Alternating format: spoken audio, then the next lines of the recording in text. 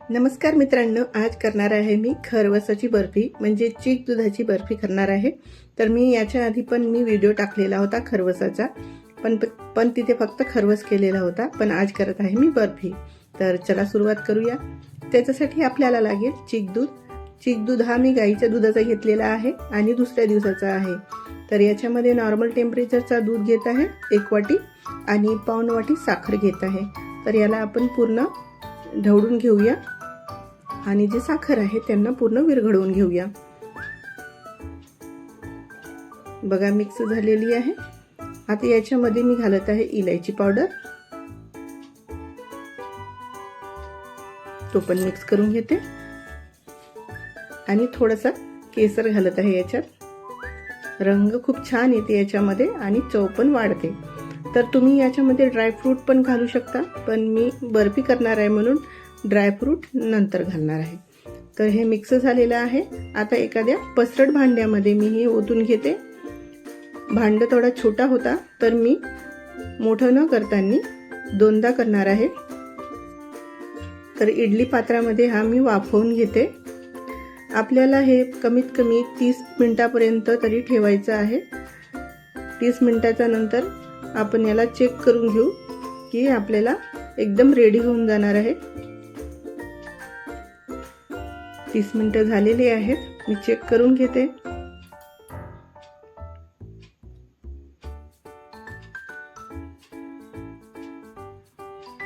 आहा, किती सुंदर रंग आलेला आहे आणि परफेक्ट झालेला आहे। बघा, चाकूला सुरीला किंवा चिकटत नाहीये। तर मी हे काढून घेते। रंग किती सुंदर आलेला आहे। आता हे गरम असतानाच मी तुम्हाला काप करून दाखवणार आहे, कारण की गरम असताना कोणी केलेले त्यांच्या हाताने एक तर विस्कळते किंवा बरोबर कट होत नाही। पण बघा किती व्यवस्थित कट झालेली आहे आणि एकदम व्यवस्थित सेट झालेला आहे, म्हणजे आपला खरवस एकदम परफेक्ट बनलेला आहे। तर मी याला गरम गरमच तुम्हाला एक पीस काढून दाखवणार आहे, किती व्यवस्थित झालेला आहे। तर याला थंड केल्यावर मी मग सगळं मी किसून घेणार आहे खरवस। तर आधी मी एक पीस काढून दाखवते तुम्हाला। बघा किती वाफ निघत आहे आणि गरम आहे, किती छान सेट झालेला आहे आणि किती व्यवस्थित झालेला आहे। मला हाताला चटका पण लागलेला आहे।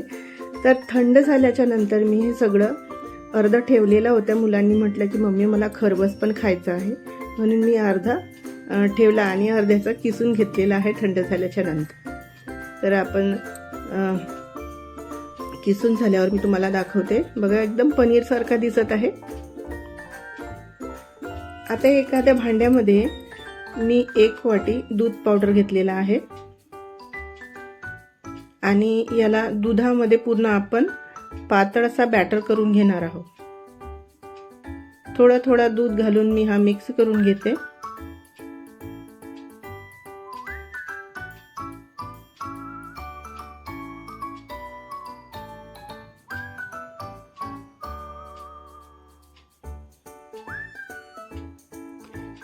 छान मिक्स करून घ्यायचं। याच्या गुठळ्या न ठेवता आपल्याला पूर्ण मिक्स करून घ्यायचं आहे। याच्यामध्ये पण मी थोडीशी अर्धा वाटी मी साखर घेतलेली आहे, कारण की खरवस करताना मी साखर घातलेली होती। तर त्या क्वांटिटीनुसार आपल्याला इथे साखर कमी घालायची आहे। तर हे सगळं मिक्स झालेलं आहे। आता याच्या नंतरची प्रोसेस सांगते मी तुम्हाला। आपल्याला एका ताटामध्ये आधी ग्रीसिंग करून ठेवायचं आहे। मी तेलाची ग्रीसिंग करून ठेवत आहे छोट्याशा ताटामध्ये। याच्यामध्ये आपण बर्फी सेट करूया। हे झाल्याच्या नंतर एका कढईमध्ये मी जो दूध पावडर आणि दूध मिक्स केलेला होता तो याच्यात ओतून घेते आणि छान उकळी येईपर्यंत आपल्याला याला हलवत राहायचं आहे, कारण की आपण याच्यामध्ये दूध पावडर टाकला तर तो तळाशी लागल्या नाही पाहिजे, म्हणून छान उकळी आलेली आहे। आता बघा पूर्ण घट्ट झालेला आहे बॅटर,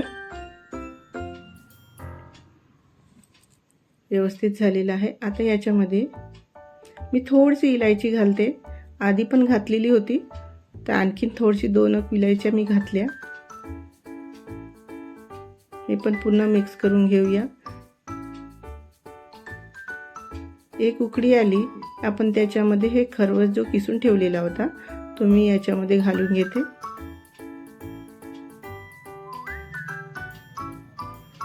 केसर घातल्यामुळे याचा रंग पण खूप छान आलेला आहे.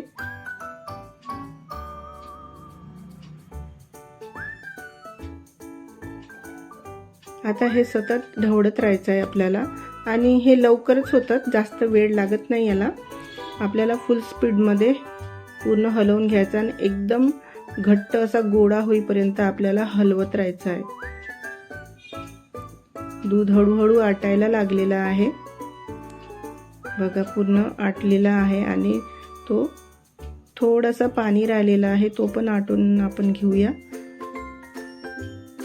जसं जसं आटते तसा तसा तो एकामेकाला चिकटत आहे बघा, किती व्यवस्थित झालेला आहे.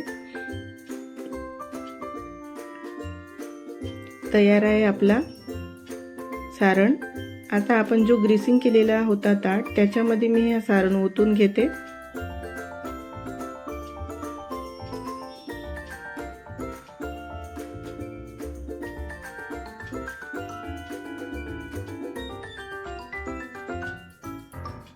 आता ह्या ताटामध्ये मी पूर्ण सारण पसरवून घेते, छान व्यवस्थित थापून घेते.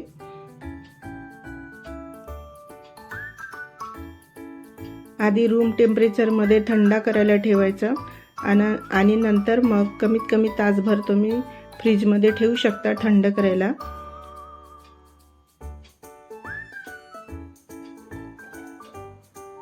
एकदम व्यवस्थित झालेले आहे. याच्यामध्ये मी ड्रायफ्रूट घालत आहे वरून डेकोरेट करायला. मी बदाम घेतले आहेत, इथे पिस्ता वगैरे पण घालू शकता. पिस्ता, बदाम, काजू छान दिसते. आता ह्याला थंड झाल्यावर मी कापून दाखवणार आहे. एकदम तोंडामध्ये जाऊन विरघळणारा एवढा व्यवस्थित बर्फी झालेली होती. तर तुम्ही माझ्या चॅनलवर नवीन असाल तर प्लीज सबस्क्राईब करा, लाईक करा आणि शेअर करा आणि बेल आयकनला प्रेस करा.